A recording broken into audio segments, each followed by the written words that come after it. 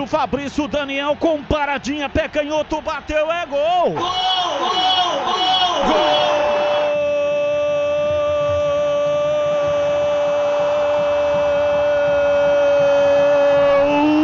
Do São Bernardo!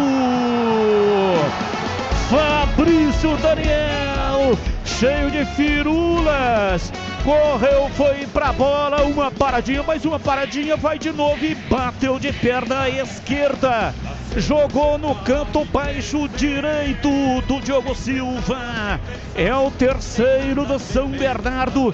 São Bernardo 3, Ponte 0, e o detalhe do gol é seu Pedro Pecenato. O detalhe é que essa corrida do Fabrício Daniel me lembrou muito um apresentador de TV que chuta uma lata num programa de televisão que vai ao ar todos os dias. Como você disse, cheio de firulas, Fabrício Daniel, de perna esquerda, amplia o placar no 1º de maio. São Bernardo 3, Ponte Preta 0. Ceará a mais de